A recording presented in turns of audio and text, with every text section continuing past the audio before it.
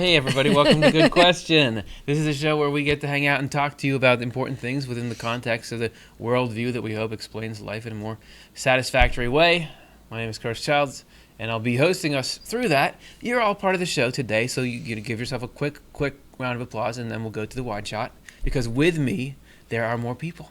We have, to my left, Cara Dom, Latin consultant for the New Century Edition. Hi, Curtis. Great to have you here. And then to her left is Chris Dunn, our community manager at Off the Left Eye. And it is with great pleasure that I also introduce another panel member whose name is Karin Childs, and she's a writer for Swedenborg and Life. Hey, Karin. Hello, everybody. Great to be here with you. All right, so that's just about it, unless you guys start asking questions. You know, this show only works if you, in your chat, type in questions right now. We'll try to answer them live. Like and subscribe if you don't mind while you're watching. It doesn't cost you anything, and it does help us in terms of our YouTube credibility and reach. And so if you ask a question and like and subscribe, it might help more people see the answer to your question. You'll be super question famous online. Okay, this is not necessary, this whole intro monologue that I'm doing. Let's do some questions. All right, great to have you guys here. Excited to do it. What's the first one? Jan asks, what will be our greatest worry or concern in heaven? This sort of sets the scene if you're here for your first time. Okay, what are they talking about in this show? Okay, heaven stuff, and now we're getting into a very specific question about heaven. How could you ever know that? Don't click away, because that's actually right. We are going to go that specific and that strange, but that's the Swedenborg experience, and that's actually why I love getting to have these discussions, because we're talking about something like an afterlife that is nuanced and tangible, and we want to know, be able to ask the questions you would ask if you were actually faced with the situation. So heaven is a different state of mind, in a different place, but do we still have things like concern? How different is it to be conscious and have a psyche there as compared to here? All of you, let's just say we get there, but what are you gonna, what keeps you up at night ish? Night state, no twilight state there. Yeah, I can start. So when I think of heaven, I know Swedenborg talks about heaven being union with the Lord, and angels, when they experience the greatest delight in heaven, it's this perception that they are so in touch with the Lord's love and wisdom, and that's just pouring through them as vessels. But that's not always the case. There are different states, and these states teach us about ourselves. Some of the less wonderful states, comparatively or respectfully speaking, is when angels go from a morning state to a night state. So a closeness with the Lord to a perceived distance from the Lord. And that's when an angel distances themselves from the Lord. And so the greatest worry is feeling that disconnect, because that connection is what makes heaven. But oftentimes it teaches us something. We can get back on track from those lessons. It's kind of like a labyrinth. Your goal at the end is to get in the middle of that space, to feel like you've completed that task, which is, you can see that as union with the Lord. But in order to get there, sometimes you have to go a little bit out. Yeah. But then eventually the process leads you back in through a series of lessons to that very spot where you want to be. Well, and pretend we have a graphic of a labyrinth up here, because that would be a great visual illustration. So you're talking about, hey, even though the center's here, why am I going this way? Well, it's because there's walls every other way. We move, Providence is scooting us through here, so that's great. Okay, Cara, what do you think?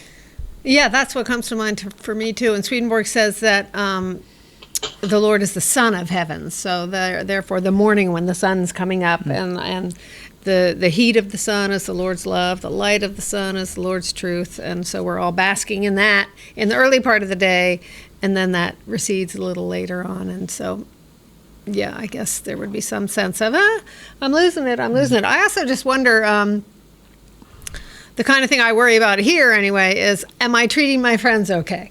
And I wonder if we're just going to be... I always wonder, are my friends getting more powerful than I am? That's a good one, too. I don't know if we'll be all 100% soaked in love for the neighbor, or if that would be something that would be similar to an evening state where we're just doubting whether we're doing as good a job as we could. I don't know. Well, and that... Total speculation. That should be the name of this show. Total speculation. It actually would be a great program.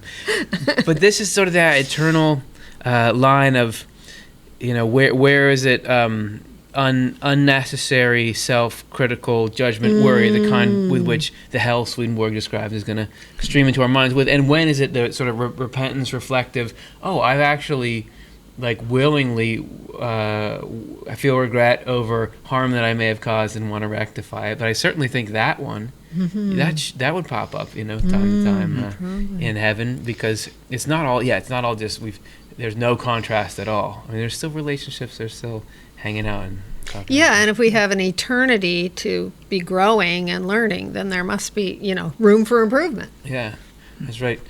Karin, can you improve on our current answers? I loved all your answers, and I just want to build on them. I think heaven is a relationship with God at its core, is what it is. And from that relationship to be able to then have relationships with others. And so a concern would be, like any concern when you have a relationship, to want that relationship to be working well and cleared of blockage. And so you would have concern if any blockage comes up. Like Swedenborg says that still the angels are aware that there's still traces of ego, nothing like we deal with on earth, but there's still things in their as of self that can get in the way between them and God and their relationship with God. And like one of you was saying, just to go through fluctuations about that is to help get those blockages out of the way. So that's okay to go through those morning and evening cycles. That gets, just like with relationships that you can think of on earth, you go through a little struggle in your relationship, but you come out of it with better understanding. And so it's good to go through those cycles. But yeah, I would think that would be a concern. Like angels so want to be close to the Lord, close to God, in order to have this relationship be able to affect them and fill them and give them what they can share with others. I'm remembering Swedenborg talking about the phrase fear of God, and that phrase can, on a very low level, be sort of like actually fearful I'm going to get into trouble with God if I don't obey the rules. But on a very high level, it's the kind of fear where you don't want to hurt the one you love. And fear of God on a very high level is, this is somebody you love and you don't want to hurt them. Not that God is like vulnerable to being hurt, but hurt the exercising of God's will of goodness to all. So you don't want to get in the way of that, maybe is a way to think of it. So I think concerns about blockage, anything in oneself that might get in the way of this divine love flowing through into me, through me to others, that would be a concern in heaven. Yeah, it's appreciate everybody's thoughts. It's not housing. This is a concern in heaven. Swedenborg actually goes through and lists how housing, sustenance, clothing, those sorts of things are provided via the common good. So you have, that's not the concern. Here we have that as this perpetual kind of carrot to keep us moving or whatever. But that's not the concern. Yeah, you're not as concerned about being a target of some kind of act of violence. From what are you concerned about? So I think you're all right. The state of mind that makes heaven, that the degradation of that in any way. I also wonder about, Swedenborg talks about heaven as the core of it in some ways is usefulness, and being able to do something that helps people. And that sounds really abstract, but we're talking about job, like a function in society. So I do wonder if your function is something, and let's say you're solving some difficult task, you're trying to keep certain part of hell from destroying itself, or some part of the human race from doing the same, and it's very difficult and things maybe aren't going well. I wonder how much is there a concern both of anguish for the people you're trying to help, but then also if you feel ineffectual, does that sap your ability to feel useful and then to be happy? So I wonder, can you get stressed out by work in heaven? And I would think there's got to be some element of that, because the function is so important and the desire to do it is, and the tasks are so meaningful. Probably at times that can be interesting thought. Not going so great. So a lot of things to worry about. when we're worrying about what we worry about in heaven. So hopefully we can add a meta layer of worry into it. Just kidding. It's a great question, and because the more we can kind of picture what is the state of mind of heaven, the more we can get there, and the state of mind has to be realistic and have this sort of labyrinth path to it. So let's do another one. That was great. Lavender Rose, hey Lavender, asks, is religion to help us through this life or to prepare us for heaven? Are people surprised that their religion was wrong? Hey, this is something Swedenborg talks about like crazy. Is religion this thing that evaporates once you get to where religion is telling you about, which is the life after death? And what happens? There's multiple religions, so they can't all be as accurate. What happens here? What do you all think?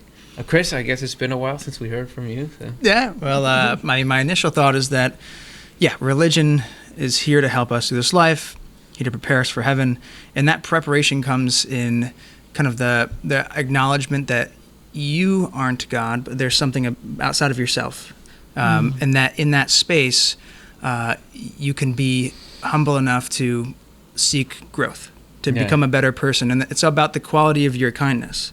Is that kindness coming from a genuine place? Is it coming from a desire for reputation or gain? So in a sense, religion teaches us qualities that can help transform our heart. And you can find that in most religions, right? It's just almost a universal blueprint. So that's not wrong. You're never going to find out that part of it is wrong, which Swedenborg does argue that is of functional religions that people who are following in good faith, the core of that transfers very well, regardless of the facts and sort of trappings of information you put around it. The hard part is what you're talking about, and that travels really well. Yeah. But so what, Karin? Let's kick it to you this time. What else is going on with this question?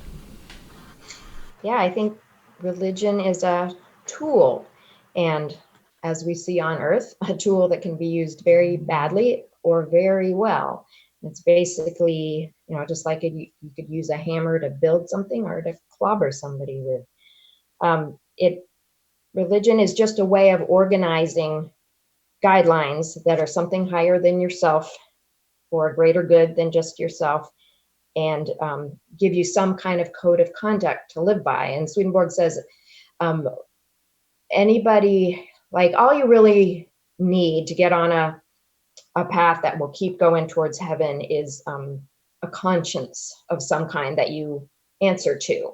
And so even if your conscience has some incorrect ideas in it, at least it's something that you are putting above your just impulses. Like, I just feel like doing this, but I know it's not right.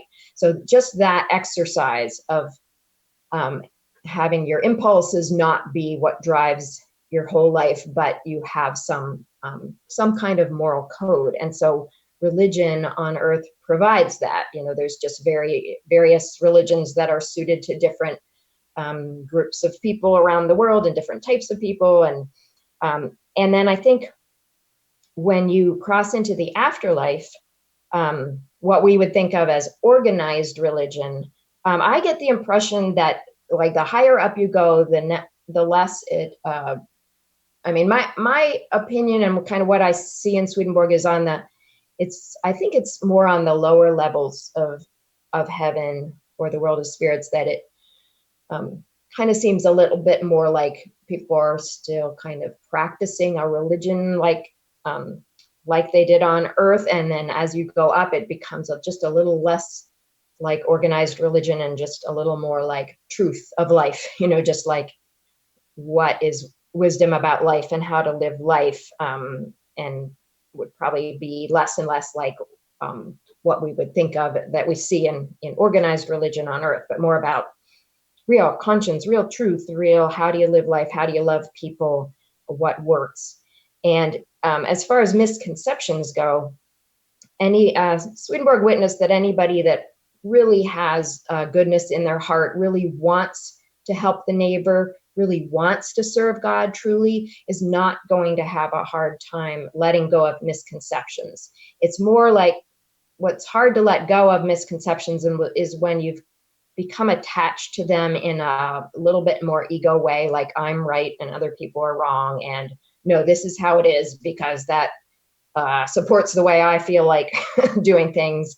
That's harder to let go of. But if it's just the more humble the heart, as far as like, how can I serve? How can I help people? What do you really want, Lord? Tell me. That's going to make it much easier to let go of any misconceptions. So it's a tool. We do the best we can in this life. We all have misconceptions. But that goodness of heart and humbleness of heart and desire to serve will allow it to, us to clean it up as far as the concepts go once we cross over. And it's fascinating that Swedenborg, if anybody isn't familiar, describes, as Karen was pointing out, on the lower levels, so this would be the places you're coming to initially in the afterlife, there's religion is running rampant. Like there's religion all over the place. You might think there'd be some afterlives where there's no such thing, but people there bring their minds and hearts with them. And as anybody who does any kind of is sociology where you study how people behave? I think so. Like anybody who's studying sociology, I would assume, knows that religion gets to be a really deeply rooted thing that is very hard to change people out of, and really affects how people vote, what they buy, how they act. Religion is in there, and just the body dying doesn't get it out of there. So for people who will actually continue to practice religion, and we'll say to this second half, are people surprised that their religion was wrong? It seems like there's a policy of gradual, soft kind of bending people out of ideas. Like even people who are in a religious system, which Swedenborg is saying doesn't have as much accurate information in it about the actual state of the reality after death, people who are in that same religion are initially teaching them and sort of working with them, and it's all slow, and there are even, he describes different heavens of people with different religions, so that you can progress. Maybe you get up to a level where it's all kind of everyone's chilling out together, but you can go up through this pathway that feels culturally familiar to you or whatever. There's a lot of hey, we're gonna come meet you wherever you are kind of vibe to the thing. Any other thoughts, Cara? Yeah, I've got two actual Swedenborg quotes come to mind. I forget where they come from. You looking at your phone or something? No, there's one that says, all religion is of life, or all religion has to do with the way we live life. And the life of religion is to do good. Yeah. So the question, is religion to help us through this life? Yes, religion is about how you live your life. And is it to prepare us for heaven? Yes, because doing good is choosing heaven, both now, in this present moment, the heavenly mindset, as we talk about here, and in the afterlife. So that little sentence, which I memorized as a teenager, all religion is of life, and the life of religion is to do good. Yeah, right. It's just something you do. You got your records, and you're like memorizing. Yeah. Oh, yeah. So absolutely, I see it as part of the fabric. That's great. And also there's a great quote somewhere in the Arcana that says, it's talking about the different sects of religion and the different kinds of labels of Christianity and all that kind of stuff. And he makes a point, like, if people just dropped all those doctrinal differences and made love to the Lord and love to the neighbor the core of their lives, then heaven would descend in an instant to earth, or something like that. Like if we just gave up our doctrinal arguments and made it about love, there would be instant heaven on earth. And so that, to me, addresses that last question, which is that what you said. When you get down to the core thing, loving the Lord and loving the neighbor, and all the other stuff just evaporates. Okay, that's fascinating, and it's given me two thoughts. One is, surprised that their religion was wrong. If we're talking about, let's say, that one of the major religious traditions has more sort of accurate tenets about the actual situation of reality and God and all that. However, what your religion actually is not really your belief system.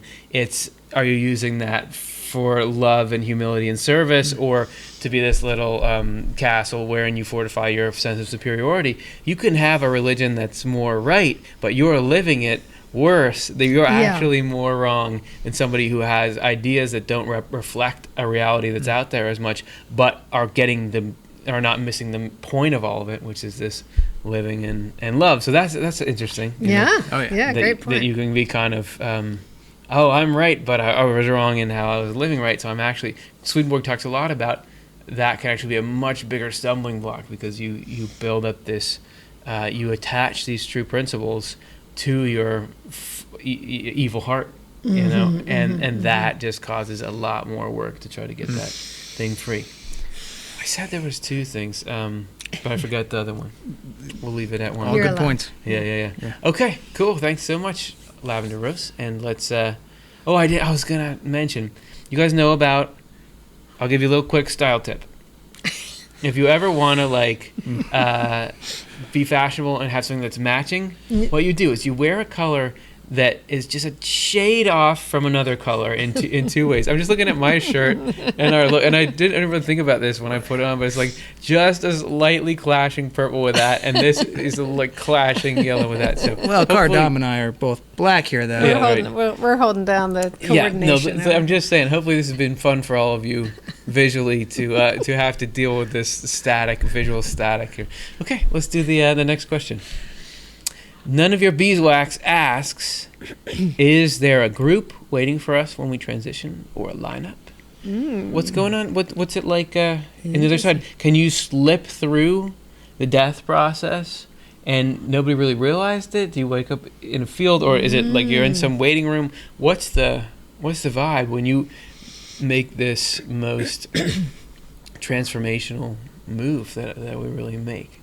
So, what's the answer? Well, I one of my favorite parts of the discussion about what happens after death is what Swedenborg says happens immediately for every single person who dies, which is that they go immediately to the highest, most loving angels, and they're just kind of in a bath of unconditional, pure love for a while. So that sounds like a group that's waiting for everybody.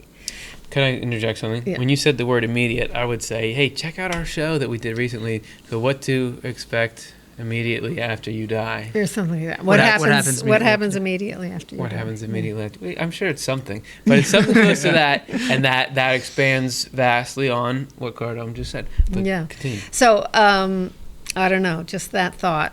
And I think about, I love to imagine that in itself just affects so much healing, because so much of the suffering in this world is about people not being loved, or not feeling loved, or not, feeling like they matter or something. So to be just surrounded in this bath, and you start there, and then you trickle down to where you belong, where you can breathe, where you choose to be.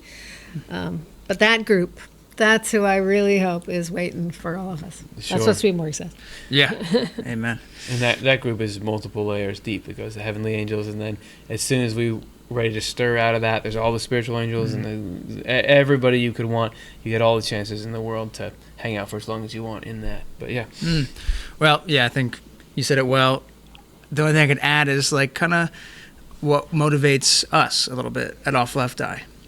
Like we get all these people in this community like writing to us and like just asking questions or needing support or just wanting to connect. And so I'm inspired by what Swedenborg talks about, that everyone gets this angelic reception, and it provides me motivation to try to embody that for you guys, for our fans, because we get 5,000 comments a month, and we put our hearts into supporting those things. We really care about every single one in a way that reminds me, hey, we can learn about heaven in so much as that it can maybe help us live a more loving life. Right. We get to do that for our fans here.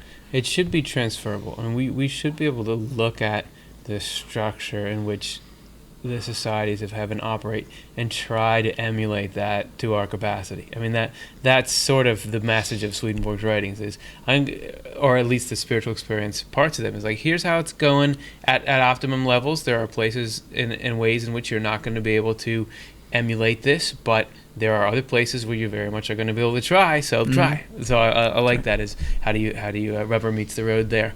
Okay, are we forgetting anyone? Oh, right. Karen's out there. Karen, what do you think? Yeah, love the discussion so far. What I'll add is I think that it seems like these first stages when everyone transitions over with these very highest loving angels and tons and tons of love and everything. It seems like it can be a sort of dreamlike state for a lot of people. It's beautiful, and um, and people might get to a point where they get into a little bit more familiar territory at some point. And I think, kind of coming down out of that beautiful dream into a little more grounded place where you can start from. And I think that God and angels have such overwhelming love for every person, and they also have incredible respect for the comfort level of every person. And so as far as where people might kind of land when they get a little bit more awake, I imagine there is a lot of variety. For instance, if you were somebody who just was not comfortable in crowds, I imagine there wouldn't be a whole crowd around you that you kind of wake up at. There might be just one person that you loved the most, or one very comfortable angel, or it might be a group of, oh yay, my relatives from. I think that will be very customized as far as what would be most comfortable, even the setting that you kind of wake up into. So it's this wonderful combination of the most loving, beautiful possible environment and crowd that could help you cross over, but also just respect for what can you handle? What are you ready for? What would be the most comfortable way for you to kind of get your spiritual mind waking up and adjusting, just customized for you. So those are some more thoughts. Yeah, so we're talking about an instance or a situation that's happened, 100 billion times? Somebody dying. I was just looking at the human population figures, because somebody had been asking on this channel saying if there's more people alive today than there ever have been in the past, what is it? But it's actually not true. There's been more, like 10 times more people have lived than are alive today, at least, or something. So this transition has happened so many billion times that for us to make any blanket statement about anything that has happened that many times, we're going to be way off. Well, there's going to be a lot of exceptions to that. So I would think that Swedenborg gives you, I think, something that is closer to the truth of that than just you stop existing. But there's certainly so much variation, and even has that intake mechanism, whatever it is, changed in the last 250 years since he was saying it. All this stuff, we want to give you, it's the same thing when you read Swedenborg. Take and value the particulars that he gives you, but understand that he's talking about life, and life is more than you can fit into even those statements. So I always think it's this interesting thing of like taking him exactly at his word and wondering, how much of a slice of the totality is he describing there in that moment. Point. But it's like a compass in the right direction, but there's going to be infinite variety. No two heavens are exactly the same, because no two minds are exactly the same. So I'd imagine the beginning of no two heavens is going to be exactly the same, which touches on the point that you made, Karin. Okay, great, cool, great. Hey, let's do a bunch more. But first, before we do, how do you think this happens? Like, how are we going to sit here and have multiple cameras and be able to talk for this long and pull things in? And we're not charging anybody anything for it, right? This whole thing is supported by donations from people like you. And if you want to be part of the engine that makes not just this program, Good Question, but everything on, off the left eye, even all the translations happen, consider making a donation. You can now, there's a cool new way you can help us out, become a monthly giver on CauseVox. That is going to help us know we can continue to make this programming, and we'll have regular support from you. This is a little bit more on how you can be a part of the engine that makes this go. We want the ideas and insights we cover to be available for free to anyone, anytime they need them. As a nonprofit, we depend on donor support to enable us to continue creating high-quality programming.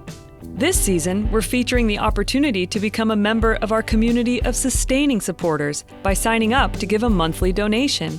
If you've benefited from our content, please consider going to otlemonthly.cosvox.com to join the central network of people in the world who make our work possible. Our sustaining supporters are the backbone of what we do at Off the Left Eye. Your support helps the ideas in our content reach and nourish thousands of people every week around the globe. We couldn't do it without you. Give if you can, receive if you need. If we cycle through this way, in the end, everybody wins. Thank you. Thanks again. I know you saw us holding the signs. We really mean it. Everyone who has given, thanks. You did this. Good. Now there's no way to take it back now. Okay, let's look at our next question. This is from Janie Roberts, who asks, if we start out in one community, we're talking about a community in heaven or in the afterlife, heaven I would think, and then grow and move to higher communities, how do we end up with our deceased spouses if they die many years apart? Do you have these two? The thing is, like, go start talking into Swedenborg's ideas or into this report of life after death. There's just, I always feel like I have to explain what it's talking about, so I'll just do that briefly. These two kind of core ideas here. One is a dynamic existence where you're constantly improving and changing and growing, just like you do here. You advance in age and mental capability. There you do the same thing. But there's this other major tent pole of Swedenborg's description of the afterlife, which is that not all, but it can be that marriage relationships continue to be marriage relationships and actually grow infinitely more. Just like you're always getting better individually, the relationship with all kinds of friendships and everything, but marriages in a particularly core way can grow closer and closer and closer forever, and that you can be with your sweetheart from here. But if your sweetheart dies 20 years before you do and they're moving up, how are you ever going to catch them? You're always just going to be like, so-and-so was here 20 years ago. So what do we do? Because you don't want to have to worry. Not only are you grieving the loss of somebody that you love very much, but also now you're worrying about where are they now? Are they meeting new people? What's going on? So what's the answer?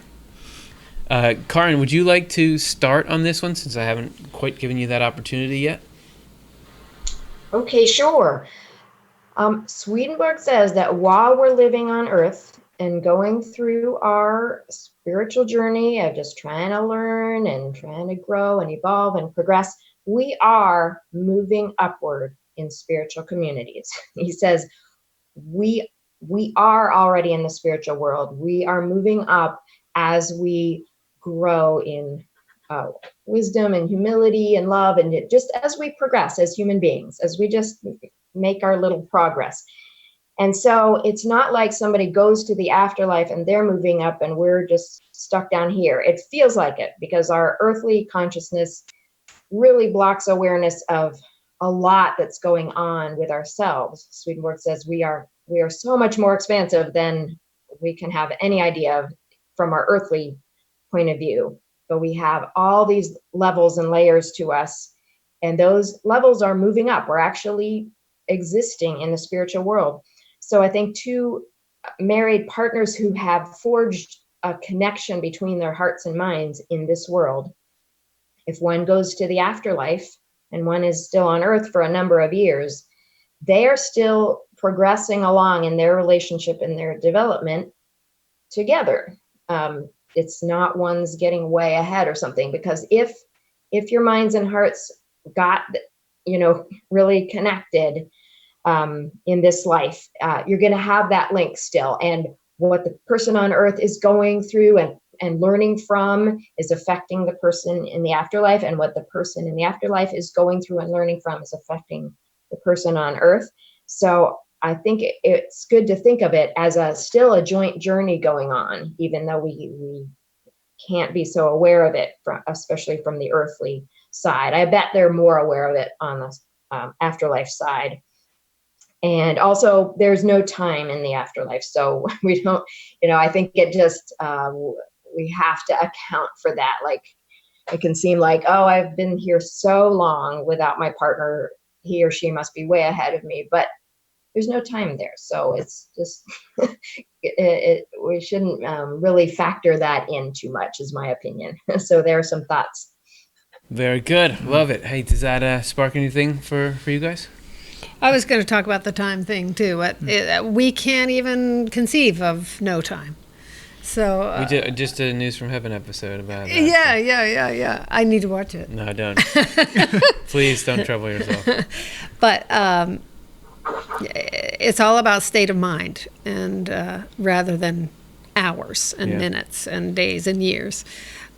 So I don't know how to think about that, but the thought comforts me. Yeah. It's like, okay, I don't get how it's going to work out, but it's going to work out. Yeah. Because love lasts, and love conjoins, and love is real. So Yeah. Not too bad, right? Yeah. Absolutely. Chris? Yeah, I mean, that's part of the divine design, that like God desires that people that experience love between each other, that builds a bridge into eternity. Two people that love each other can grow closer to God as this unit.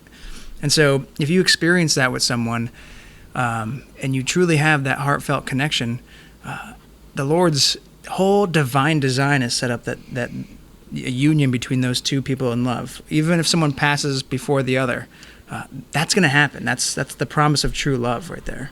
So, God's on your side that entire time. Well, I like that, because if we can think from a self-agency position, like for example, this thing is happening. I know what I want is this good state of closeness here, but that person's moving because of the just existential conveyor belt. So how do I remedy this?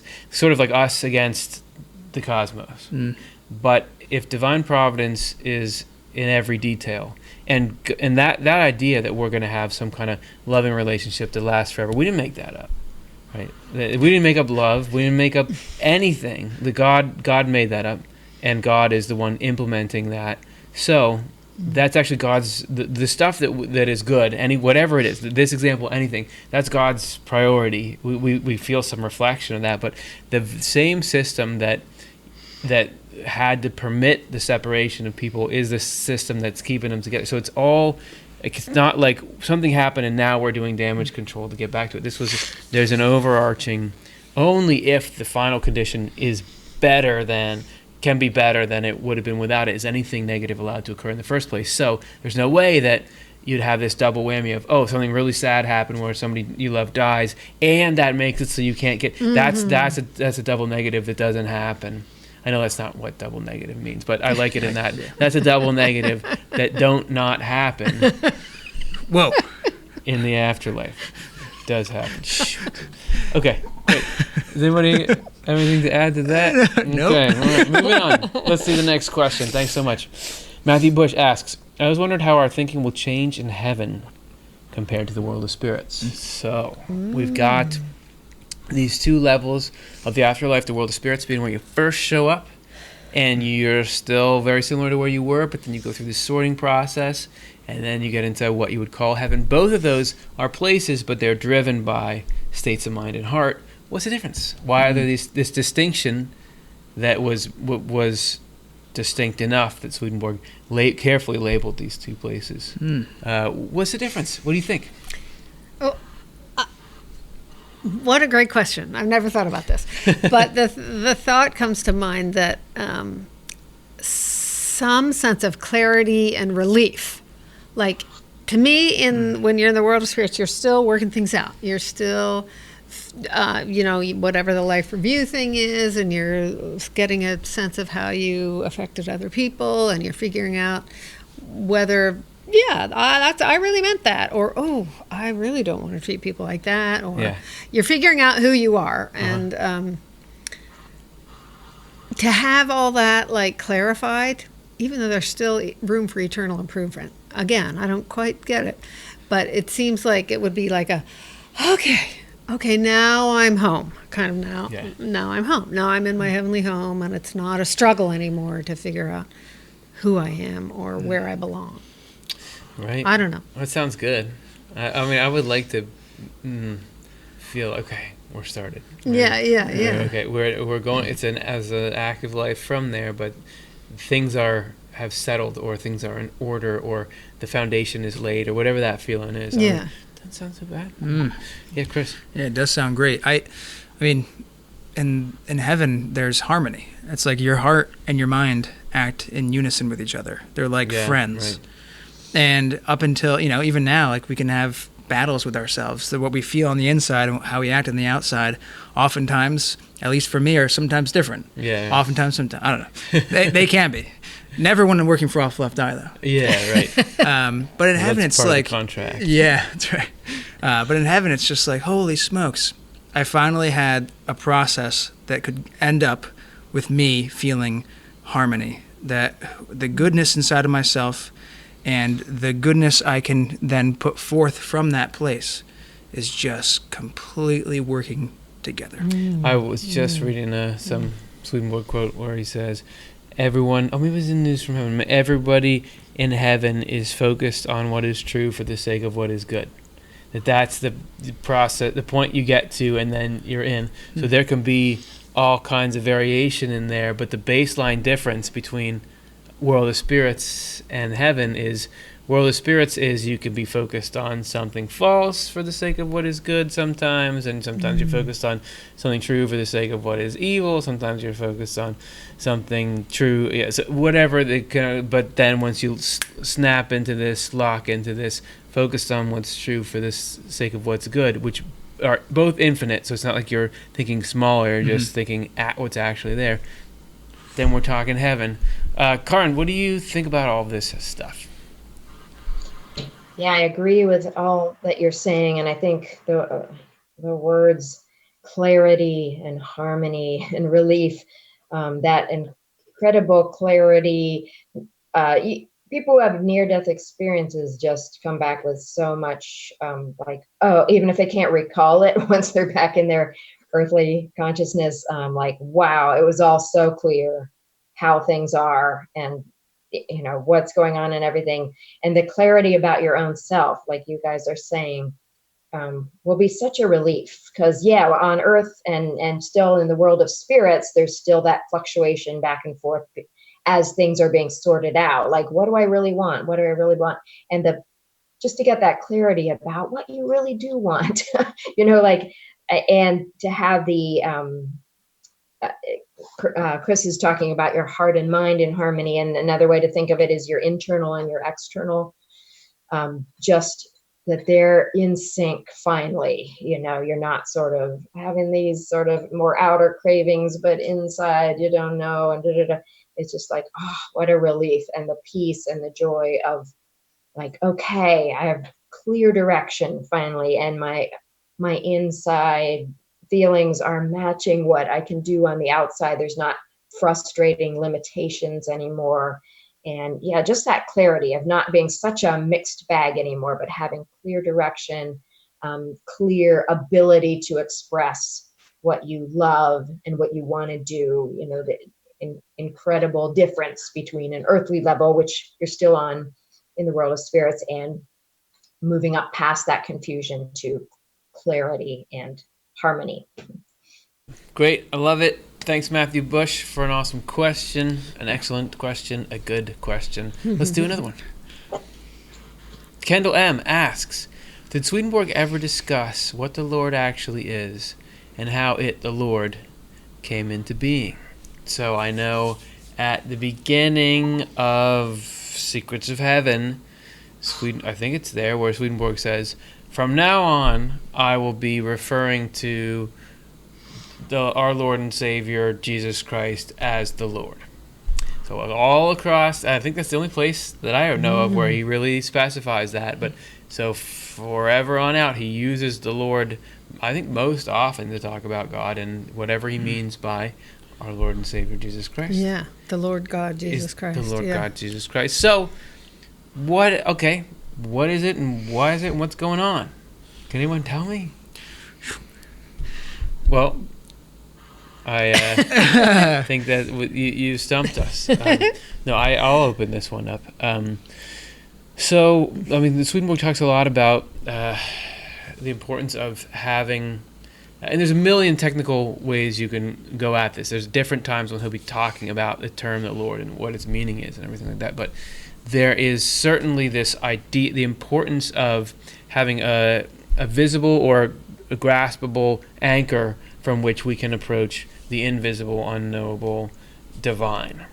So the Lord is, he sometimes refers to that as a divine human, which is, this is God as a person, which is, God is a person, but God is infinite, so you can't, the infinity of God you can't directly sync up with. It's just not possible with your finite mind, but God can present in a way in which we can understand and interact. And that, as I understand it, I don't know, this is like the stuff I have taken the least care to memorize, but as I understand it, it's pure speculation. You know? That manifestation of the divine truth that you can actually see and interact with like a person is this the Lord. He has this passage or this metaphor he uses more than once where he's saying, think about, you're just trying to focus on a being, an invisible being, and trying to connect with that. How can you do that? But think about a person. I'm paraphrasing, but a person that you love with their arms open. This is the importance of the Lord. So that's one aspect of it. I know that you find in other places he's talking about the Lord as the Word, which is divine truth, and a few other things. But definitely that's a part of it. The importance of how it came into being. Oh, well then, okay, I'll leave that for now. Karin, do you have other thoughts?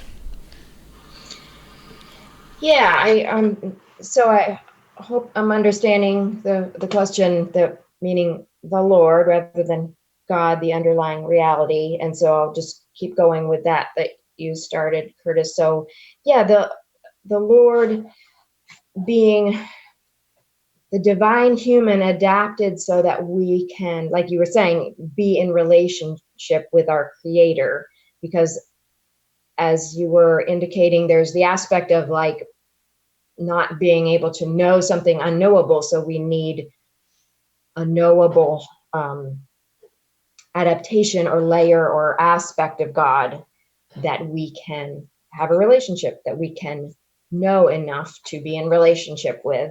And then there's also just the intensity of divine love that is, you know, like if we were to try to hug the sun or something, like we can't be near that intensity of divine love. So we need an aspect of God that we can hug, basically, that will not fry us into cinders with that intensity, but that we can be in relationship with. So God is at one time this blueprint for what it is to be human, but in this divine sense, this unknowable sense, this way too intense for us to get close to sense. And then the Lord seems to be this divine human brought all the way to the level and layers that we can reach and we can talk to and we can love and be and understand how we're being loved, things like that. So it is about having a way of relating to God and interacting with God and being in relationship with God. That is the Lord, the divine human, which I started with Jesus being born in the flesh, but Jesus was risen and is much more as the divine human for all people and all the universe, from what Swedenborg says. So yeah, it's the aspect of the divine that we can interact with. I love it. And also, it sent me into a crisis here. I'm having a little crisis because your first comment about the meaning of the question, I suddenly realized I could well have been reading this question inaccurately. So I think we've covered our bases well when we're talking about the Lord versus the divine. But also, it could very well be that Kendall is using the term the Lord, just Swedenborg often does, others do, just to mean God. God, yeah. And so we could well be, and maybe everybody else already knew this as I started down that path. We're talking about what is God and how did God start? Yeah. So let's take a little time to answer that one as well, and then no matter what, we'll have gotten it wrong, but the right question. Kendall will forgive us, I'm sure. Kendall, thank you for your forgiveness. It feels great. Okay, so what's that? What's God? Where did God start? God is Please. Infinite, no beginning, no end. Yeah. So God just is. God is. God. existence is actually a subset of God, rather than how does God fit into existence. Good point. Good point.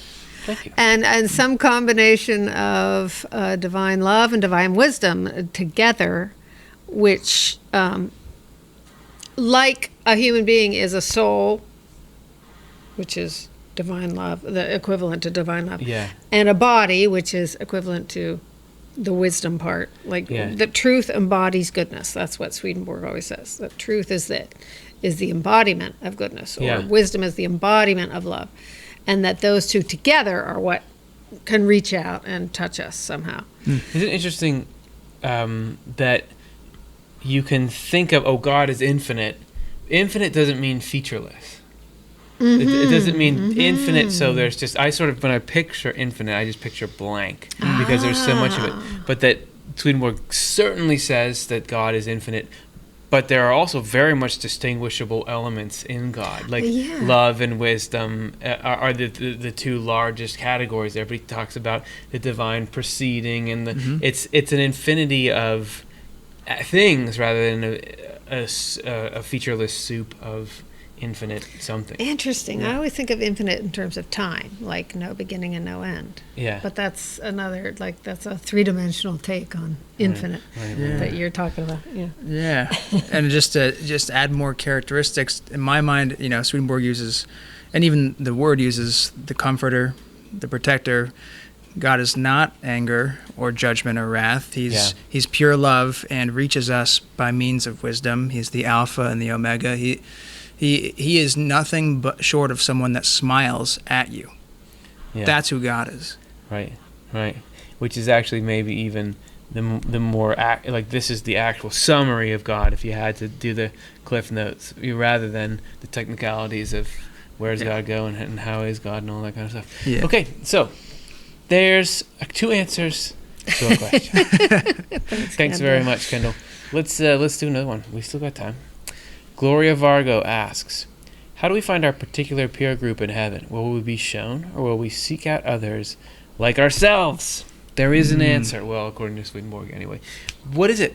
What is that answer? So there is this idea, this teaching that there is a group for you. Listen, everybody's your group, right? We love everybody. There's no distinction, and actually we need to be careful that there's no distinction of how much good we want to do to everybody. Swedenborg talks about there are groups of people that very much love each other but don't care that much about the rest of the world, and they're outside heaven.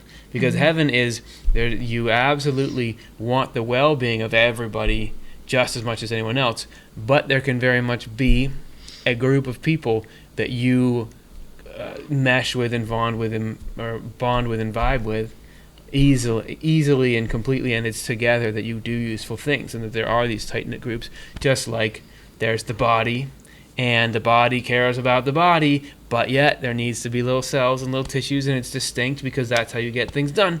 So how do you get in there? How do you know that you're in the right spot? How does that process take place? Well, love, I think of love as being kind of like a magnet. I mean, like it's a magnetic force, right? Like a gravity, so that we're drawn to. Swedenborg says love brings presence, or thought brings presence in the spiritual world. Right. Thought brings presence, and love brings union. So somehow it's by acting on what we love, what we care about the most, that will bring us to the people with the same passions. Yeah. It's kind of how you could imagine the feeling you have if you've experienced someone. Or if you've experienced fellowship at all, like just someone who just downright loves you for who you are, and you just love because you just find this connection with someone. There's just just magnetic attraction. It's just I imagine that, but heightened a million times when you find people in heaven that who jive so well with what drives your life. Yeah. In such a specific and remarkable way. It's like family. It's but in family in the relationship to who you are as in your DNA and in your operating system. Yeah. That depth of fellowship is something that you're kind of like the Lord's bringing you through a pathway where you can eventually find those kind of people, and maybe like you'll find a house there. I think we did a show on that, Right. worth mentioning. But yeah, it's just like I can't even. I just like almost get emotional thinking about the kind of love you're going to feel when you finally know that this is your home. Yeah. That kind of level. Right. Love it. And no getting emotional on this show. No, This is I'm not something downright that we sober. do. This is not part of the Yep. culture here. No. The show that he's talking about was How to Get a Home in Heaven. And Karin, I'd love to hear your thoughts on the whole thing. Yeah, I think it was important what you were saying, Curtis, in that when you find your peer group, it's not, if it's in heaven, it's never like gated community and now I don't have to deal with those other people. I was thinking of the analogy of a theatrical performance, and you want to be a part of this show and put it on, but maybe you try the acting part and that's not quite for you, and you realize, oh, but I love doing the lighting, and I just really jive with these lighting people, and we love the actors and we love the musicians, and we're here to support them, but I just feel so good with my little lighting group, and we work together well. So that kind of thing. As far as like Cara and Chris were saying, you're just drawn there by your heart, your feelings, what you care about, and also your interests, what you're interested in doing. But as far as how it actually happens, I bet there's, like we were saying before about who you first, is there a group to meet you? Infinite variety, because I'm thinking of different descriptions of Swedenborg saying how this happens, that people end up in their community. I remember, for some people, it seems like they just sort of rise up into it and there they are, they're so ready. And other people do a lot of wandering from, they try out this community for a while and then they try out this and they keep going until they find one that feels like kindred spirits and the right place to be. For some people, they suddenly see a path and they feel like following it and they walk up it and it takes them to their community. So I think as far as how it happens would be tremendously full of variety, just like on Earth. Like, how did you find your partner that you end up marrying or whatever on Earth? Well, everybody's got a story of how did you meet. Some people just like so by chance, weird chance meeting, and others grew up together. And as far as how do you find the job that really resonated with you, a zillion different stories about that. Some went through many jobs before they got there. Some women started right out from childhood. So infinite variety, I think, in how it plays out. But in the end, it's your heart and your interests, your mind, draw you there and tell you when you're in the right place. And, of course, it's all lovingly guided by God, helping you along to find what your heart really wants. Yeah, well, it's a trick question. It's a trick question. Will we be shown, or will we seek out others like ourselves? One of the great realizations that is the difference between the thinking in the world of spirits and the world of heaven, to tie that back in like comedians do, is that part of what the heaven perspective is that divine providence is everything. And human prudence or us scheming and moving things doesn't really have any impact. It's all it's divine providence and really where our agency is in cooperation or non-cooperation with that. So will we be shown, or will we seek out others like ourselves? It might feel like you're doing it, but in heaven you get to this realization of, I'm actually, every step I take is a partnership with God, and God is the one that can calculate and steer and do everything like that. So I would think, even if you seek it out, if it's going to something good and true, that the only possibility for that action, we have no power to create a good thing. God does that. So God must have been directing that in whatever way the providence does it. Amen. But the result's the same. You're going to get to go and feel like we were talking before, I'm settled, I'm here, I'm with the people I want to be with. But this is like the end of the show. Okay? That's not the point. We can think The point is to get life set exactly like we want. The credits will roll if I just get the right friends and the right job and the right situation. But that's the starting point. Okay, I've finally logged into this machine. Now we go and do whatever we're supposed to go and do. And that's what's important. Thanks, everybody. We're getting to the end of our time here. So I just want to say we really appreciate you spending this much time with us, you being willing to ask questions and willing to put up with our answers. We're going to be doing a lot more this week, and we'd love to have you a part of it. First of all, like and subscribe. It allows us, again, to get out into the world. Then also we have News from Heaven coming up. This is going to be Thursday. We have a show called There's a Reason That You're Not Rich. And then Saturday, evil people can be more useful to God. So some very heavy-hitting, controversial episodes of News from Heaven. Short clips. We got the poll result. Chris, you want to talk about what happened here? Yep. So every Monday we release a poll. Sometimes it's Tuesdays, but mostly it's Mondays. And we're getting so many votes. It's been awesome. Almost 800 last week. And so stay tuned. Do our guardian angels choose us? And is it possible to be bored in the afterlife? That's coming out this week, Wednesday and Friday. That's right. Cool. And then next Monday, we're going to debut our new season with the episode, How to Find Lasting Inner Peace. Doesn't sound so bad, right? And then the Monday after that, we'll be back with Swedenborg and Life Live, where we'll be asking, will the devil be released after 1,000 years? And, what do you do between now and then? So it's going to be a lot of fun stuff coming up. Thank all of you. Thank you. Thank you, Karin, for being part of this. It's an honor. It was a pleasure. Thank you, everybody. Have a great week. Yep. And we're going to hopefully have you with us as we embark on these new content adventures. And we couldn't do any of this without you. So thanks so much for being interested. And let's take what we learned today and go out and apply it to the world, right? Amen. Okay. Bye, everyone.